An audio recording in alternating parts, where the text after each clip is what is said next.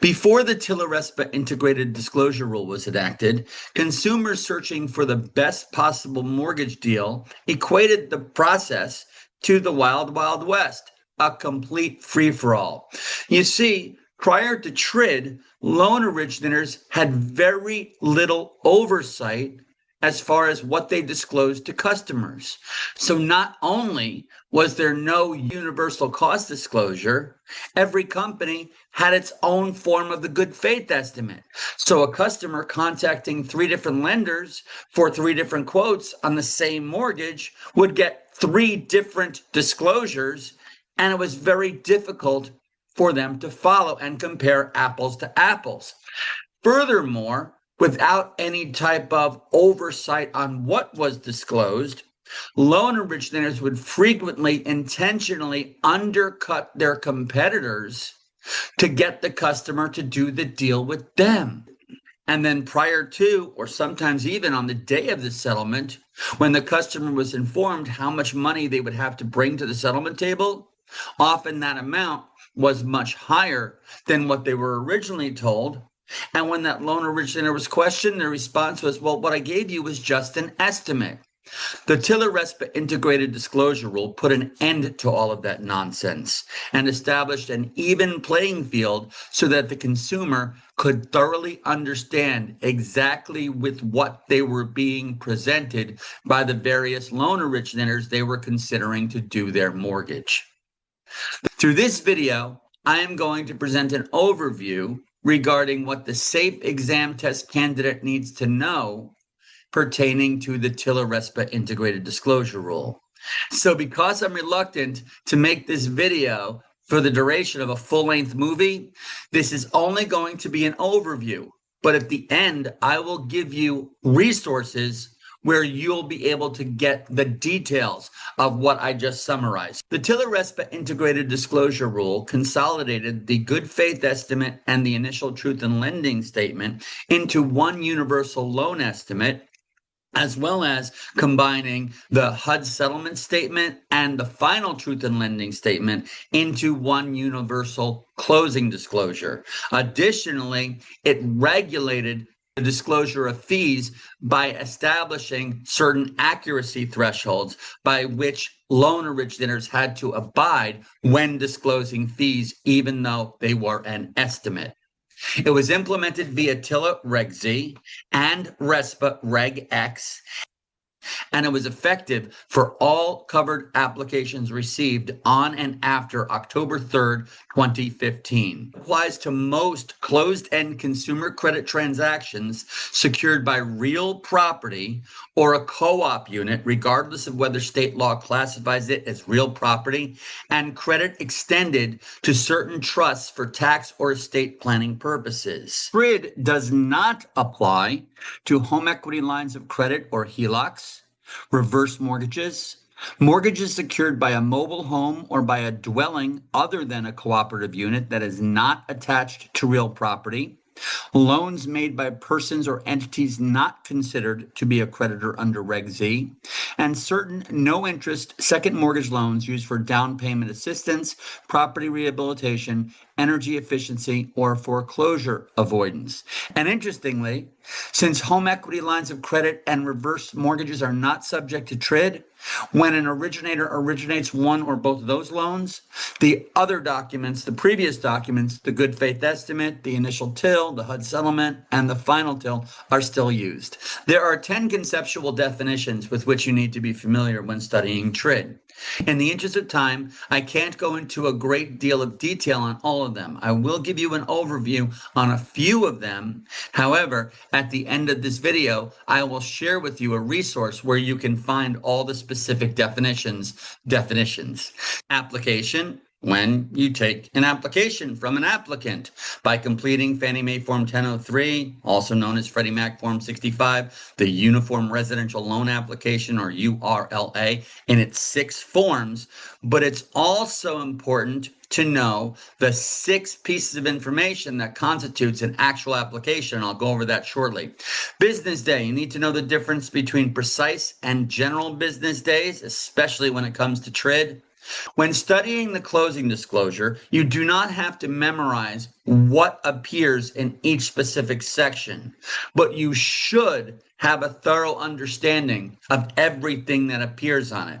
So for example, let's say you and I were sitting face to face and we each had a copy of the closing disclosure in front of us.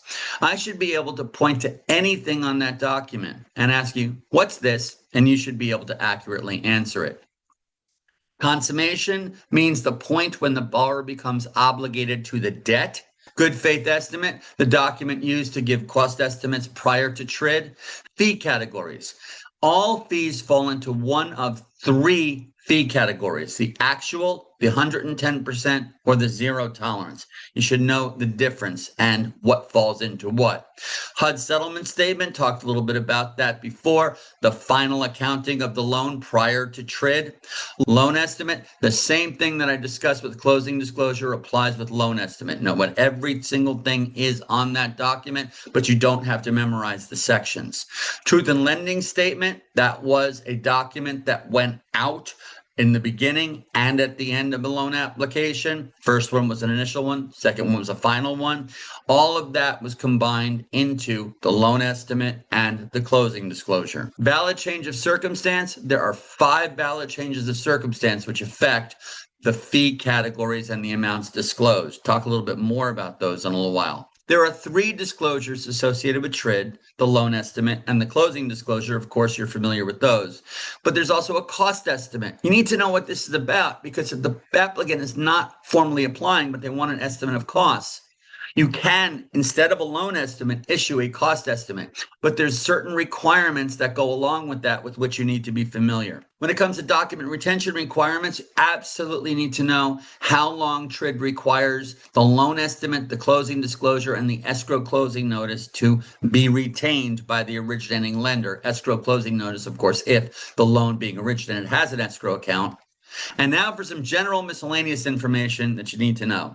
So it's important to understand that you may never require supporting documentation from an applicant as a condition of giving them a loan estimate. So you can't say, well, before I give you a loan estimate, I want to see your pay stubs, bank statements. You're not allowed to do that. You certainly could and should make it crystal clear to an applicant why it's so important for them to have accurate documentation with them at the time of application. Just like you would never have your tax preparer prepare your taxes by estimate, you should never be doing a loan application based on estimates either. The customer is not required to have the documentation at application, but it's a smart idea, because otherwise garbage in equals garbage out, and taking the shortcut up front could add a lot of extra time and delays on the back end when the true documentation comes in and it's completely different from what they told you initially. The only fee that an MLO can collect prior to issuing an individual loan estimate is the credit report fee. In order for the MLO to collect anything above and beyond that, the applicant must state his or her intention to proceed with the transaction in writing. All non-interest related fees that appear on a loan estimate have to be valid for no less than 10 precise business days from the date that the loan estimate was issued. This way, the MLO is prohibited from pulling a bait and switch, whereby the loan estimate is issued today, customer calls back tomorrow saying, okay, I talked it over with my spouse, we're ready to go, only at that time to hear, well, the closing costs went up. Can't do that. TRID protects the customer. The 6 items that constitute a live application, and I referenced this moments ago, consist of the applicant's name, the applicant's social security number, the applicant's income, the property address, a purchase price or property value, and a loan amount. And what's so important for you to understand, that a live application does not occur only when someone completes the uniform residential loan application. No. Once an MLO has knowledge of those 6 pieces of information, even if the applicant has no intention to apply, A live application is in process, and all disclosing has to occur that's supposed to occur, and the loan must be decisioned in accordance with the Equal Credit Opportunity Act. There are a couple things that can occur that will stop the disclosures from having to be issued or the loan having to be decisioned if there was no real intention on the applicant's part to apply, but they just provided those 6 pieces of information. I'd encourage you to know what those 2 things are. It is extremely important for the safe exam candidate to be very familiar with TRID's established parameters surrounding the loan estimate issuance, the loan estimate's reissuance, and when that needs to be done, the closing disclosures issuance, when the closing disclosure can be reissued, and all of the terms as far as the accuracy of the fees disclosed on both documents. Extremely important. That's an extremely heavily tested area. In studying that, you will also have to familiarize yourself with the 3 categories of fees that I mentioned earlier, as well as the 5 valid changes of circumstance and what they mean in terms of disclosures and fee amounts. If you are interested in an additional resource or 2, actually, that will provide you with all of the details of TRID that I just did not have time to discuss in this video, please go into the description where you'll find a link to a more extensive TRID video that will give you everything that you need to know about TRID for the SAFE exam. Additionally, if you want a link to a source that will give you the definitions of those definitions that I mentioned, send me an email and I'll be happy to get that right out to you. I hope you found this of value. Good luck.